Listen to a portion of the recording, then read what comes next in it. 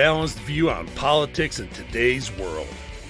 Based on facts, born of rationality, common sense, and logic. Providing context on today's events. This is American Perspective with Rick Thomas. Hello, everyone, and welcome to American Perspective. I am your host, Rick. Boy, I got to tell you, the appointments or the nominations are coming out fairly quickly. There was a new one, and I think this one is absolutely fantastic. Just announced this. You're going to hear it here first, probably. And yes, I can see that, buddy. I don't know how long it's been up there, but you're the last one in the list, so I'm assuming it happened just a second ago.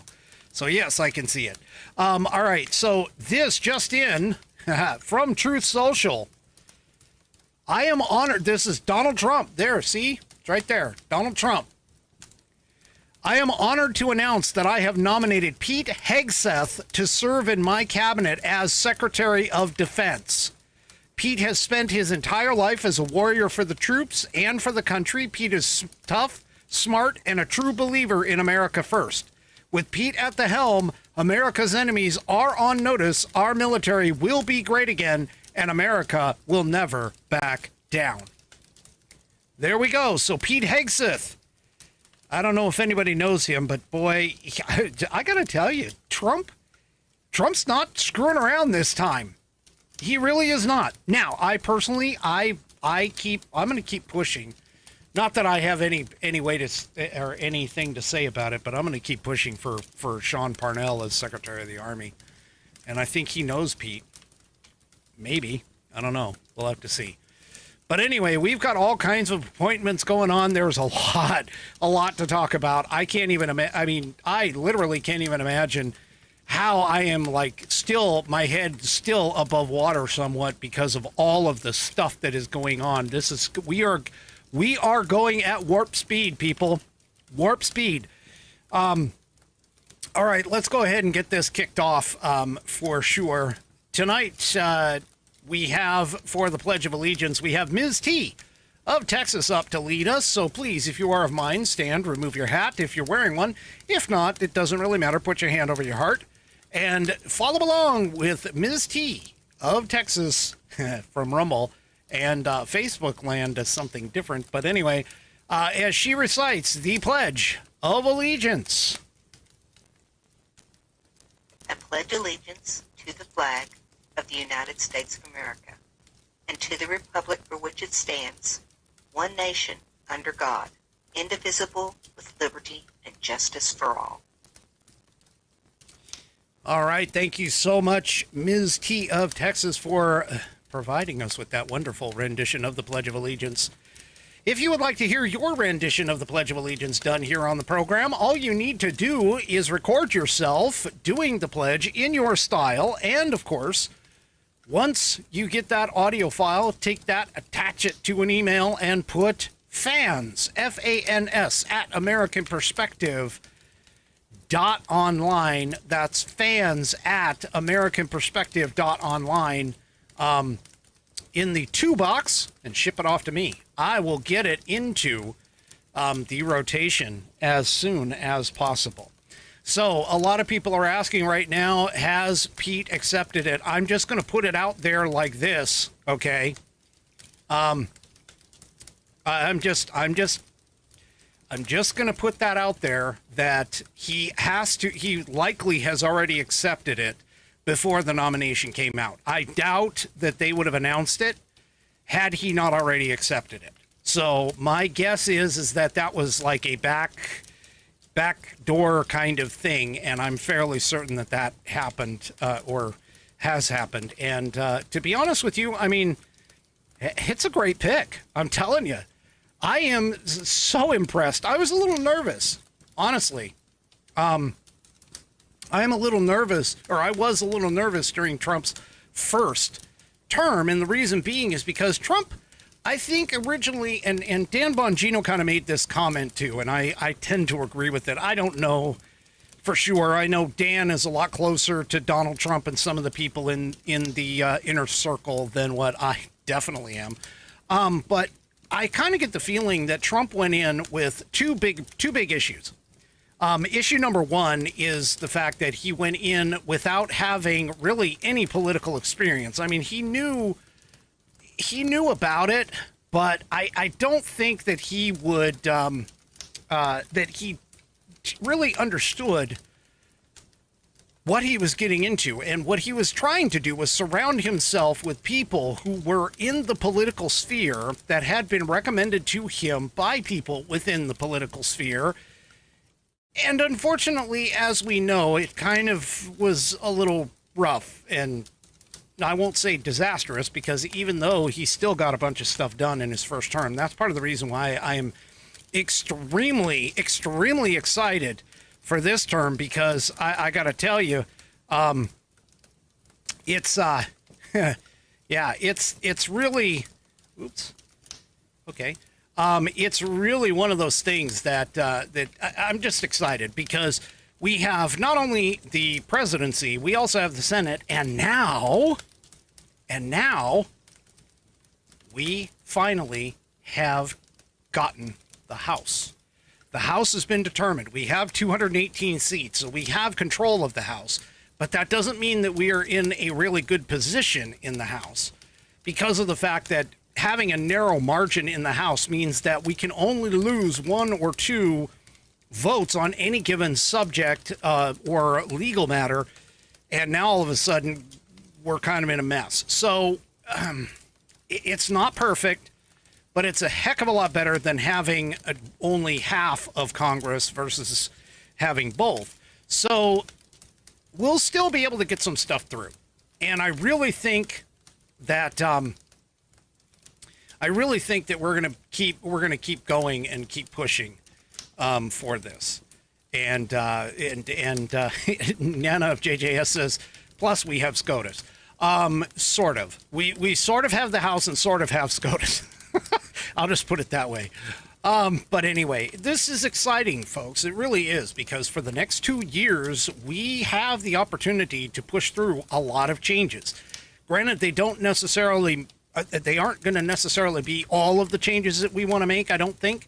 But it's still, we're in a much more positive position because we have pretty much everything. So this is a really good thing. And I just realized that I haven't given my top of the hour sponsor. So let's go ahead and do that real quick here, and then I'll get back into it.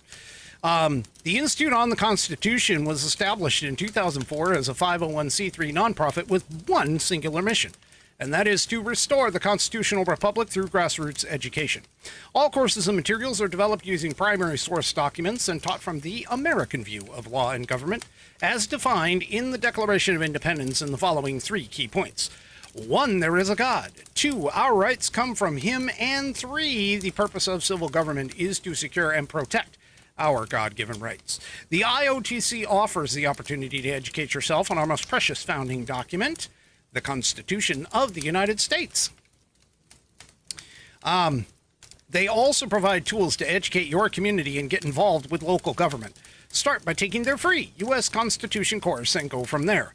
Use my affiliate link, iotc.americanperspective.online, to sign up, and while you are there, take a moment to look through their other course material and information. My affiliate link, once again, is iotc.americanperspective.online to get great content to learn about our historical founding and support the show in the process. That's iotc.americanperspective.online, or if you just want to purchase this fabulous Saddleback leather-bound U.S. Constitution to support the show, go to constitution.americanperspective.online. Check this thing out. It's got an eighth of an inch of Saddleback leather wrapped around pages that are tear and water resistant. They didn't put in cheap glue here, folks. No, they stitched the entire thing all the way through the leather to bind everything together. In fact, they offer a 100-year warranty against materials and manufacturing defects, such that you can return it to the manufacturer, and they will either fix it or replace it for free. It is buddy tested, buddy approved, Billy tasted, Billy approved, and my youngest whiskey warrior has guaranteed that the internal information will gain you your civics badge in Scouts. Go to constitution.americanperspective.online and pick yours up today. And by the way, make sure that you get it for your liberal friends this Christmas. Great stocking stuffer. Just hint, hint. Go to constitution.americanperspective.online. And also, don't forget to check out the rest of the Institute on the Constitution's offerings. And I thank them for allowing me to be an affiliate. All right, folks. As I've already pointed out, 218, we finally have done it. So the American people have delivered a sweep for President Trump and a mandate for President Trump. Well, here's the thing. There are a few lefties out there in the ethosphere that seem to think, no, this wasn't a mandate. This wasn't a mandate. No, it actually was a mandate, folks. It's I'm sorry. This situation honestly has happened rarely well, first of all, this situation's only happened one other time. That's Grover Cleveland coming back. But that's first. But second of all, to gain both the Senate and the House in the same election cycle is relatively unheard of, to be honest with you. Most of the time what ends up happening is you'll either have the president and one of the other two houses. But yeah. So there we go. That's kind of the scenario in terms of what's happening here. Now, there is a gentleman, his name is John Voight, staunch supporter of Donald Trump. He put out a message on X. It's about 1 minute long. I'd like to play it for you, if you don't mind. So let's go ahead and get over there. And there. Hold up. Here we go. And there we go. So let's take a listen to what John has to say to all of us Americans. My fellow Americans, we all did it with the grace of God and your prayers and your truths of knowing that this country was being attacked under the Biden administration and Kamala Harris. And now we have won our victory, and now we can save the most beautiful country, the USA, with our hero, the 47th President of the United States, Donald J. Trump. And he is the greatest president. And I'm so proud to call him my president, our president, our hero of we, as Washington says, we the people. God bless.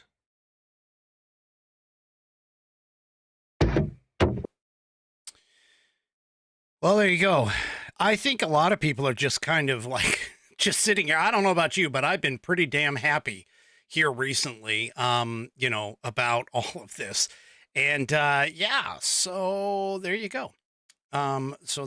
But one thing that definitely hasn't happened, or hasn't happened yet, I should say,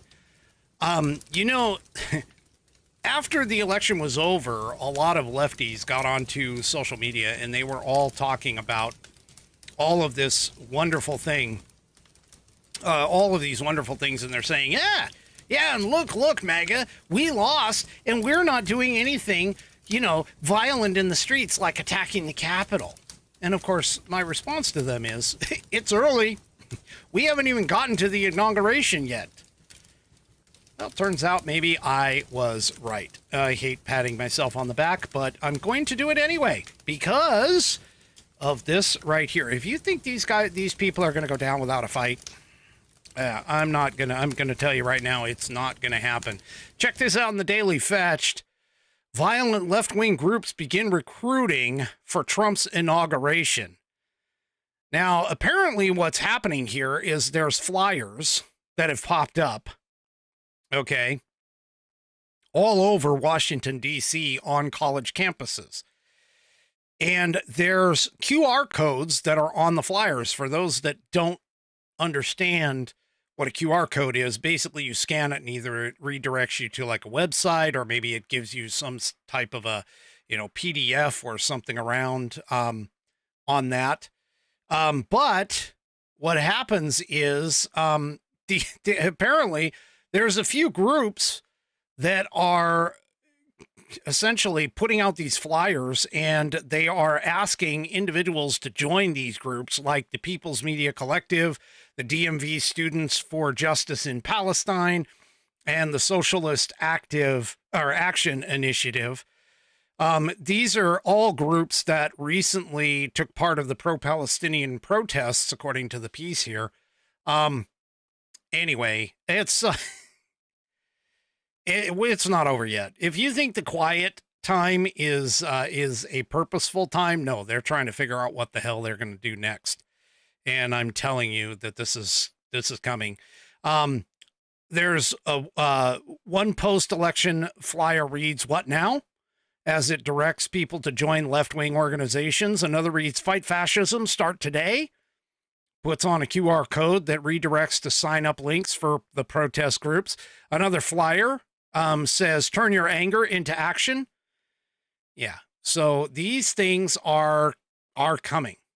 Okay. I'm telling you right now, we're early. We're in really early, and trust me, it's coming. So, yeah, as far as this is concerned, I just stay alert, head on a swivel, so on and so forth. That's all I'm saying. That's all I'm saying. Okay. Now, let's see. Apparently, Buddy put a while back something about Trump just appointed Musk and Vivek to the to head up the Government Efficiency Agency. I'm not exactly sure whether or not he can create that agency. I'm sure he could put it some kind of a panel, but to be honest with you, creating a full agency, I think, is outside of his constitutional boundaries. And by the way, too, buddy, the chat is scrolling on its own, just so you know. I don't scroll it. It's auto scroll. All right. Let's go on to take a look at some of these appointments. Obviously, Pete Hegseth has been announced. We have ICE Director Tom Holman, who is now in charge of the border, or the borders, I should say. Also, too, that we have Stephen Miller, which, keep in mind, okay, folks, straight up, and I'm just going to be, whether you like these people, whether you don't like these people, whether you question these people, you need to understand that we need to like work through the process and trust that Trump has learned from his last episode till now. So far, all I can tell you is that I have not heard really too much from people that I trust that are basically saying that that these people are rock solid. That many of these people, they really like it. They like these things. And it also indicates, too, that Trump is doing like a no holds barred sort of thing here. Okay. And essentially what we're talking about here is someone who is going to be doing America first, somebody who is basically going to carry forward the peace through strength idea. And I know that's like a Ronald Reagan thing, but that's also a Donald Trump thing. I mean, Donald Trump basically has the attitude when it comes to foreign policy, and always has, that, look, you've got a line. You cross it, I'm going to smack you in the nose. Okay? And so that's essentially what's going on here. He has some really, really good picks, I think, overall. You know, I'm not going to necessarily agree, and I'm sure nobody else is really going to necessarily agree 100% on every single one of these picks. But I can tell you, based on the information that I'm getting so far, that many of these picks are perfect for their positions, and that they probably should have been picked a long time ago. But again, I think Trump kind of went in with the idea that he was looking to sort of unite and heal, and now he's like, I don't give a crap. I'm doing what I want to do. At least that's the informational kind of idea that I'm gaining from all of this. So a lot of these early picks, like Homan, like Stephen Miller, are and even things like Lee Zeldin for the EPA administrator. You know, he's looking at potentially making absolutely certain that he can get his agenda kicked through, which is essentially America first, drill baby drill, get rid of our illegal aliens, immigration reform, etc., etc. And so I can tell you this much. Trump is probably the first politician in recent history that actually said what he wanted to do and is likely to stick with it. I mean, he did in his first administration. There's no reason why he won't try to do that here again. So Lee Zeldin's accepted. Elise Stefanik, that one, I don't know enough about Elise Stefanik, but she was the third-ranking Republican in Congress, the GOP conference chair, and now she's selected to be the next ambassador to the United Nations, which, by the way, Nikki Haley is not going to be in it. Mike Pompeo, and Trump has actually said this. He literally put out a statement, look, I appreciate what both of them did in my first administration, but they have no place in my new administration. So, Kristi Noem, I think, is tapped for Department of Homeland Security or something, I think, or at least that's the rumor. I've heard Marco Rubio being tapped for Secretary of State, but I haven't seen anything official yet on that. So again, there's going to be a lot of toss-ups. There's going to be a lot of people who are going to attempt to try and vie for a position within the cabinet, and so there might be some leaks. You're more than likely going to see leaks, some news outlets that are going to try and say, oh, this person and that person, those kinds of things. It's so again, just hold off until you actually see from Donald Trump on Truth. Okay. And that's the key. Donald Trump on Truth about these, and you'll be able to figure it out. And of course, once that occurs, then we can start thinking about the rest. But so far, man, let me tell you, he is picking up some serious bulldogs. He's got some serious, I mean, if the left was worried about Donald Trump's attack dogs in his first account or his first term, I'm telling you, he's got some much better ones this time around. And one of those bulldogs, I love this guy, I really do, is Tom Horman. And the only reason why I love him is he's a no-nonsense kind of guy. That's it. He's just flat out no nonsense. He doesn't play, especially with somebody the likes of AOC, arguably the dumbest member of Congress. Okay, this is a short video going up against AOC in a congressional committee. Oh, I'm being corrected. They're not bulldogs. They're junkyard dogs. Anyway, let's take a listen. Zero tolerance was interpreted as the policy that separated children from their If I get arrested for DUI and I have a young child in the car, I'm going to be separated. When I was a police officer in New York and I arrested a father for domestic violence, I separated that father from his Holman, family. with all due respect, legal asylees are not charged with any crime. When you're in the country illegally, it's violation 8 United States Code 1325. Seeking asylum is legal. If you want to seek asylum and go through the port of entry, do it the legal way. The Attorney General of the United States has made that clear. Okay. Mr. Chair, the memo is submitted to the record for review. Inspector General Costello, one last thing. Is there... Now, you noticed how he literally, and I do mean literally, threw her completely off her game by not only knowing what he's talking about, but also he just basically spit facts back at her. She's sitting there trying to get him to, converse emotionally, and he's just, no, here it is. This is the facts. Okay. And he's come out in statements saying that, hey, guess what?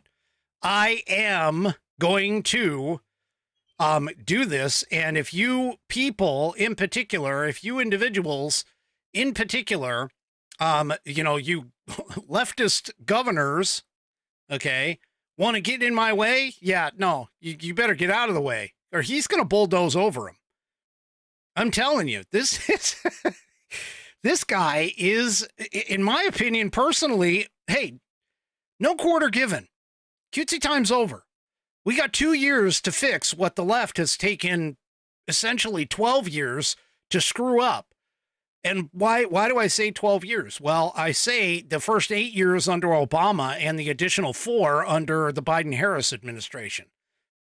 We got 2 years of 100% assuredness to be able to get rid of all of this bullshit that's been going on.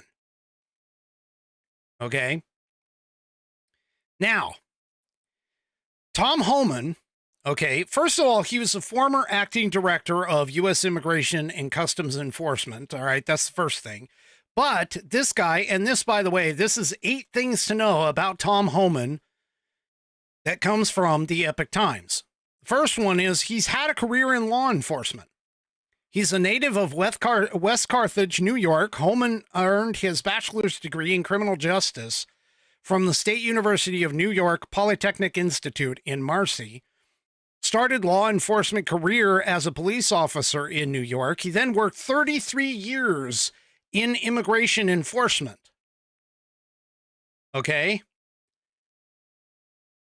Wow.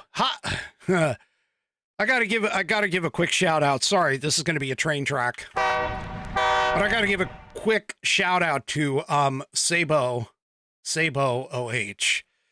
Hello, thank you for coming back. We haven't seen you in a while, so welcome back. All right. So back on Homan. Homan went on to spend 20 years as a special agent investigating the organizations that smuggle immigrants into the United States under the former U.S. Immigration and Naturalization Service before it became part of the Department of Homeland Security. Okay. So yeah, this guy, I'm telling you, he's got a law enforcement background.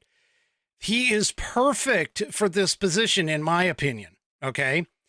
Now, he did retire originally, acting ICE director. He retired on January 30th of 2017. He did a stint beginning on January 30th of 2017. And then he actually retired on January 27th. He said for about 3 hours. On the way out of the ceremony, he got a call from John Kelly, General John Kelly, saying that the president would like me to stay and run the agency. So he's been in and out of retirement. So it's amazing as far as that one. Now, he basically has said that that he's been kind of waiting for this particular job. It sounds like. So he's ready and willing to get back to work. Now he's often characterized as being heartless. Frankly, I don't give a shit if he's heartless or not. Okay. I really don't. I don't care. The time for being gentle and, cutesy, like I said, cutesy time's over, man. We're done. This is it. We have got to get, we've got to get this taken care of. All right. And so, yeah, he has a zero tolerance policy for stuff that's going on. And that's part of the reason I kind of played that AOC thing. They were talking about zero tolerance policies, and it was an outcry over ICE. Gained steam in 2018 after the Trump administration called for all adult illegal border crossers to be prosecuted in line with a zero tolerance application of the law, which of course led to the separation of illegal immigrant children, let's be real, illegal alien children, from the adults they cross the border with. Now, I'm sure people have seen I think it's, I don't know if it's a 60 Minutes interview. It might be a 60 Minutes interview, but there's one part where he was asked, well, what happens if you have like illegal parents and, born here children? Are you going to deport the whole family, or are you going to break them apart? And he basically said, well, obviously you don't deport U.S. citizens, number one, but the point here is that he essentially said, well, we'll deport the whole family. It's really a simple solution. And the problem is that these people seem to think that, just because we're going to keep, the kids here because they're legal U.S. citizens, okay, that we can't deport the parents because of it. No. You guys figure it out. It's no different than when they get, they're a criminal. Let's just face it. Let's just face facts. Crossing the border illegally means that you can be deported. In fact, by law, you were supposed to be. And then you figure out how to come back in the legal way and everything will be cool. That's all this guy is. He's a no-nonsense guy. He just wants to do the job and get it done, and he's looking to do it. Now, here's one of the things that I actually think is just fabulous.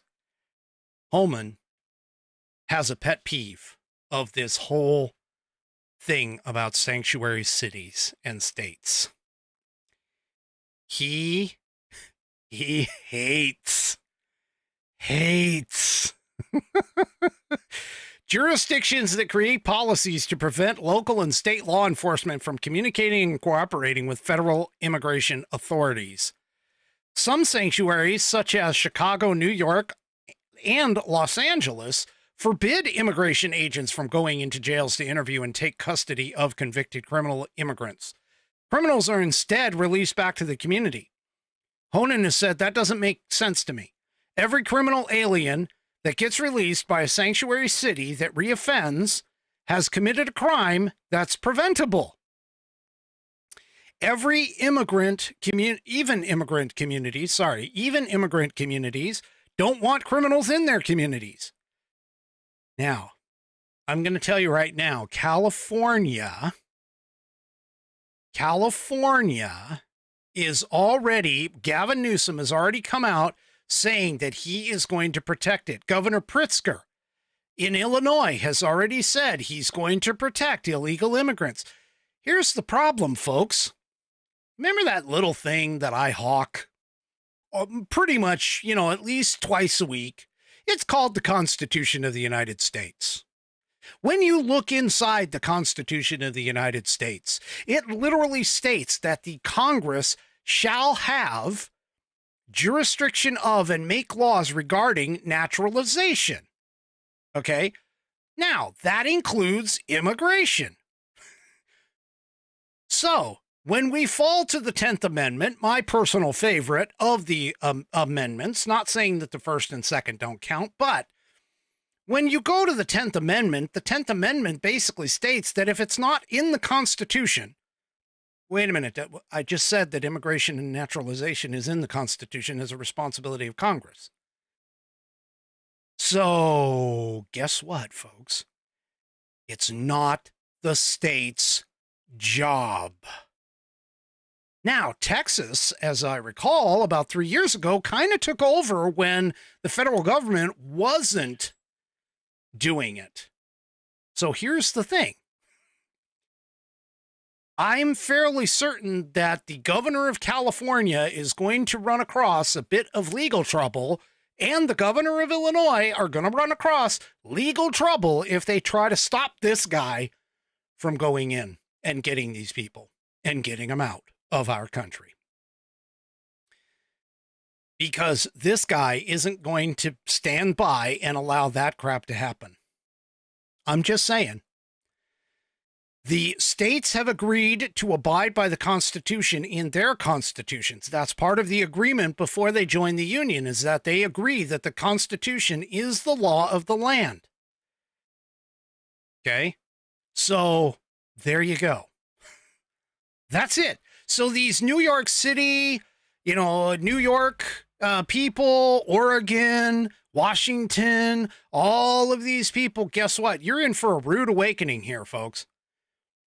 Now, I'm going to tell you right now, one of the things that I've been hoping for and praying for, and it looks like I may get the answer to my prayers, but has been continually for the American people, in particular, the American leftist libtards, or sorry, not libtards, because I hate using that term, because a liberal actually is someone who loves liberty and freedom, but American morons, Democrat morons, to get a hard and fast lesson in American federalism. This is going to be it. I have a feeling that the Trump administration for the next 2 years, starting on January 20th at noon in 2025, is going to find out the realities of our American government system and the way that it is built, the way that it is supposed to be. Because these governors, while they do, generally speaking, have more power than the president in many, many cases, in this particular case, they don't. Immigration is 100% the responsibility of the federal government. Now, the federal government can bring in the National Guard if it needs to, but immigration has everything to do with the federal government and Congress in terms of making the laws. So go ahead, Governor Pritzker, Governor Newsom, Governor Whitmer, Governor Hochul, all of you people, you're going to get it good and hard, probably, when you try to stop the federal government from doing what it's supposed to be doing. All right. Now, let's see if there's anything else. Yeah, he promises a lot more deportations, so he's going to do it. I mean, that's just literally about it. And he's also apparently been awarded for leadership before. Under 2015, under the Obama administration, Homan received the Presidential Rank Award for Distinguished Service for his decisive and sound executive leadership as the Executive Associate Director of ICE Enforcement and Removal Operations. The award is the nation's highest civil service award. The Federal Law Enforcement Officers Association Foundation has also named Homan its National Law Enforcement Leader of the Year in 2018. So he's been doing this for quite some time, and I got to tell you, he's going to take care of it. And you know what? There's a group of people who are extremely excited over this appointment. Who are also extremely excited. And I mean, I'm not talking about Trump supporters necessarily. Okay. But here's the thing. The Border Patrol, oh yeah, according to the Daily Wire, Border Patrol morale is through the roof right now, according to the union president, after Trump's victory. We've received hundreds of calls, text, emails just saying how happy the agents are. Yeah, the last 4 years when they've been basically shuttle service for these illegal aliens crossing our border, guess what? That shit stops January 20th at noon, 2025. Okay? So continuing in the piece here, morale among the U.S. Customs and Border Patrol agents has skyrocketed following Donald Trump's landslide election victory last week, according to National Border Patrol Council President Paul Perez. Trump made illegal immigration and border security central parts of his 2024 platform, promising to finish his southern border wall and conduct the largest deportation operation in U.S. history. Perez told Fox News in an interview on Monday that morale is through the roof among the Border Patrol agents, added that we've received hundreds of calls, texts, emails, and just saying how happy the agents are. Okay. He also said that there are a lot of agents that originally said that they would retire if President Trump didn't win. And now those exact same agents are saying they're going to hold back on their retirement because they want to serve under this administration again, because they know exactly how it was during his first administration. And they know this one's going to be even better. Yeah. Apparently, they're also, too, they're going to have potentially a larger pool of recruits to choose from, according to Perez. He says, we've always had a recruiting problem, and right now with President Trump coming into office, a lot of people are going to want to do this job. A lot of people have shown interest previously, but they were hesitant to apply and work for the previous administration. So under Trump, we're going to have a good amount of recruits to choose from. How much do you want to bet that that exact same philosophy is going to spill over to the armed services? Like the Army, the Navy, the Marines, hell, even the Coast Guard and the Space Force. Even the Air Force. I mean, seriously. Really? So, yeah. How much do you want to bet that all of this is going to change everything? Do you remember those stories that I've been telling you? I know I've told you about, where recruitment was at its one of its lowest points in history? Yeah. Guess what's going to happen? I'm almost certainly sure that they're going to see a recruiting boom under this president. Seriously. So yeah. Anyway, they're also excited too, by the way. They also mentioned that, oh no, this is all just conversation about Trump. Never mind. I don't know what I was thinking, what I was reading there, but anyway, so there you go. And if you need some more proof, well, here's some more things that Trump's incoming border, I hate this term. I really do. I really wish that Trump would just like get rid of it. Call him a border chief. I don't like this whole czar thing. And a lot of it because it has to deal with Russia and because of the fact that Obama put the term in, but let's get rid of this. Let's just get rid of this czar thing.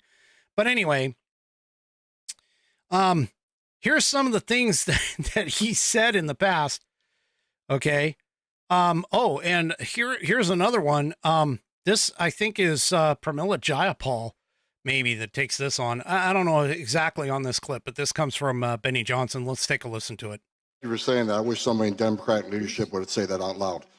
Look, you want to know why there's 50,000 people in detention? You want to know why we have 1 million illegal entries in the United States? You want to know why we have these issues? Because you have failed to secure the border. You have failed to work with this president to close the 3 loopholes we've asked for 2 years to close. So if you want to know why this issue exists, you need to look in the mirror. You have failed American people for not securing the border and closing loopholes. Mr. Homan, please respect the chair and the authority of the chair. The time of the gentleman has expired. I've asked you politely to let me go beyond my time, and you let other people go beyond their time, but not to Tom Homan. He don't get to go beyond his time. Mr. Homan, we have approved an agreement between the Republicans and the Democrats with the ranking member. We increased the time of one witness, one member of Congress who was interrupted by a protest. That is done with the approval of the ranking member. Please respect the chair's authority. I respect the chair's authority, but the chair... Mr. Homan! You work for me. I'm a taxpayer. I'm a taxpayer. You work for me. Witness will suspend.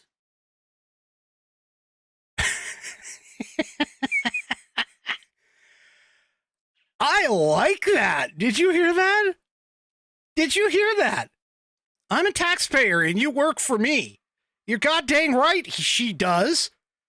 She does. And it's time for these morons to freaking get smacked. Okay? Folks, we've let these people believe that they are at the top of the heap for way too freaking long. The Constitution doesn't start with the government of people. No, it starts with we the people. Okay? That's what it starts with. We the people. I'm telling you, folks, I seriously believe we are going to see a master class in federalism and the proper situation, or the proper situation of the relationship between the people, the federal government, the executive, the Congress. It's coming. I feel it. I feel it. It's here. It's right there. And I'm telling you, I'm going to be laughing the entire freaking time. Now, one of the other things, and I wasn't planning on speaking about this, but I'm going to go ahead and do it anyway. So one of the other things that has been kicked around is the whole getting rid of the Department of Education. Donald Trump has already announced that he is doing it. Okay? He's doing it. And frankly, he should do it. Folks, the Department of Education is not a constitutionally mandated responsibility of the federal government. Not to mention, purely the fact that the Department of Education wasn't even in existence until Jimmy Carter created it again. See, Andrew Jackson started it with the Secretary of Education. And it went for a little while, and then it fell off and got abolished. And then Carter brought it back. Well, let me give you a little historical fact here. When Carter decided to form the Department of Education, okay, America was number 1 in the world in education. We've never hit that number since. We are sliding consistently ever since Carter created it. Donald Trump is perfectly within his rights to get rid of the Department of Education. It's a failed experiment. It needs to go away. When the states were running all of their educational systems, okay, when the states were running all of their educational systems, we were number 1. The federal government, and I'm telling you this always, the federal government itself, okay, is an absolute inefficient and it totally screws up everything. You want something screwed up, hand it over to the federal government. Seriously. And there's morons on the socials that keep talking about the teachers aren't going to get paid if the Department of Education is gone. Okay, folks, the teachers are paid from the state. Okay. The teachers are paid at the state level. The Department of Education does not pay teachers. Yes, the federal government does supply money to schools, but the Department of Education doesn't pay those teachers. And that money that's coming in is based on head count, realistically. And it's also, there's other things. Now that whole, I'm telling you, George Bush, my idea, that whole George Bush No Child Left Behind Act was a bunch of crap. Bunch of crap. Never should have been implemented. Was probably, outside of the Patriot Act, was probably one of the dumbest things that they ever put out. That needs to be repealed. They need to hand over control of all of that to the states again. The states need to prioritize based on the standard foundational requirements. Now, I know states like mine and our OSPI is going to throw in a whole bunch of woke shit until somebody can freaking, get rid of him or get rid of the woke shit. But I'm going to tell you right now, I mean, when enrollment starts going down and that kind of stuff, they're going to get the hint soon enough. But the point here, folks, is that this Donald Trump administration, they have 2 years. 2 years. That's all we need to focus on is 2 freaking years. It's coming. And I'm telling you, folks, I am so excited. Because everything that I have been talking about over the course of the last 4 years is going to just come 100% to fruition. They are even trying with. They are even trying to. They're even trying to, like, and by they I mean the leftists, are even trying to say that there are certain things that are going on, like putting, the 10 Commandments back into certain places in government.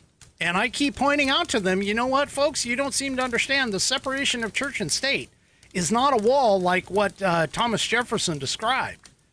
It's actually a one-way mirror. The Constitution prevents government from establishing or prohibiting the free exercise thereof when it comes to religion. It says nothing, zero, zilch about religion influencing government. Not once. These people are going to get it good and hard. And I am going to be laughing and smiling the entire way. Okay, so one more thing on Holman. I got another little clip here that I think is really pertinent that I think you guys should listen to. Because, again, he seems to be kind of a controversial pick for some reason, and I don't understand why. But here he is apparently on C-SPAN talking about some things here. So they stopped the border wall. They canceled Remain in Mexico. They reinstated catch and release. They proposed amnesty for millions, along with free health care. And now we have a record illegal migration, a record number of women and children being sex trafficked, a record number of Americans dying from fentanyl, a record number of known and suspected terrorists sneaking across our border. And here's what you need to know. This isn't mismanagement. This isn't incompetence. This is by design, and it's a choice. It's national suicide.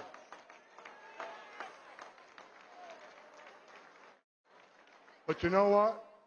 On November 5th, the American people do have a choice, and they're going to stop this madness. I got a message. As a guy who spent 34 years deporting illegal aliens, I got a message to the millions of illegal aliens that Joe Biden's releasing our country in violation of federal law. You better start packing now.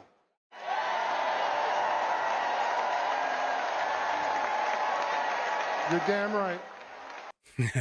Does that sound like a guy who's going to take crap off of some Democrat governor who's no business, who has literally no business doing this? I mean, seriously. I'm telling you, this guy is a pistol, and that is exactly what we need in office. Now, let's do a really quick rundown about Elise Stefanik, because Elise Stefanik is another one of those who a lot of people don't know about her, and realistically, and they're kind of like, are we sure about this pick?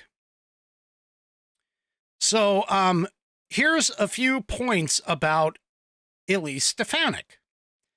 Now, Trump described Stefanik as an incredibly strong, tough, and smart America First fighter. Okay. Now, of course, all of these picks, keep in mind, every single one of these picks has got to be confirmed by the Senate. But we have control of the Senate. So I'm fairly certain that, these picks are probably going to go through. And I know I'm kind of jumping around, but I want to address this really quick. So Nana of JJS points out that as a former lunch lady for the school system, I could connect with special needs kids better than their teachers could. I only interacted them for minutes a day. So here's one of the things. There was some stupid leftist who basically pointed out that what about all the special needs kids? And I simply pointed out they'll get the attention that they need, especially with this whole idea. And I'm sorry, but when you have somebody that needs extra education, you give them that extra education. And when somebody needs that extra attention, you give them that extra attention. You sit here and you try to point out or deal with, these situations, and you try to I don't know. It's kind of hard for me to describe, but the point here is that if you get local control, closer control to the issue and to the challenges and to the particular situation, you're going to get better results overall. This far off control, and that's one of the things that the founders really wanted to talk about, is because of the fact, and I guess I'll get to Elise Stefanik later, but the thing about it is that what a lot of people don't seem to understand is there's a reason why the founders wanted to limit the federal government like they did. The point is that they did not want the federal government involved in all kinds of day-to-day stuff, okay, that dealt with the people. The pyramid is set up in such a way so that the people and the local governments have the most control. That's the way it's supposed to be, because two reasons. One, the people can more effectively manage the government when it's closer to their home. And two, the fact that you have an overarching, extremely heavy, top-heavy government elsewhere causes the situations that you see that we're in right now. Bureaucracy is slow. It's horribly slow. The red tape is horrible. You can't get things done because you're constantly fighting over and trying to essentially fight for your little scraps. All right. So, the whole point here is that, again, we're starting to see the realities of what our federal government and our government system as a whole is supposed to look like, that it hasn't looked like in decades. All right? This is a class. This, again, is going to be a master class in civics. What's going to happen over the next at least two, if we can keep the House and the Senate in the or the House at least. Well, no, the House and the Senate in the midterms. If we can keep or possibly even increase in the midterms, then it'll be a good 4 years. But let's focus on the next two. Let's get that done first. All right, folks, that's enough out of me. Tomorrow night, do not forget, tomorrow night, we have the CEO and founder of True Grit Roots Network right here on the program for a live interview. That's right. Jonathan Oogie Richards will be joining with me tomorrow night to discuss small business, his take on some of the small business aspects, and then, of course, he's going to tell you the story about TGRN and what's in store coming up for TGRN. Do me a favor, if you haven't already, head on over to rumble.com, get yourself an account. Once you get your account and signed in, make sure you find, by searching American Perspective, find the American Perspective channel, hit that green follow button, and you'll be notified as we go live. Also, too, don't forget, tomorrow night, the interview, I'm not expecting the interview to take the whole show. Okay, so there'll be other stuff in there with the interview as well. So also, too, don't forget to hit those thumbs up buttons on all of my outlets, whether it's Rumble, X, YouTube, or Facebook, so that we can help move these videos and this show up in the rankings. I do appreciate it. We will see you tomorrow, 5 p.m. Pacific, 8 p.m. Eastern Time, right here on American Perspective. Have a great rest of your evening, and good night, everybody. The previous broadcast was produced and is owned by Active Eye Media LLC. All rights reserved.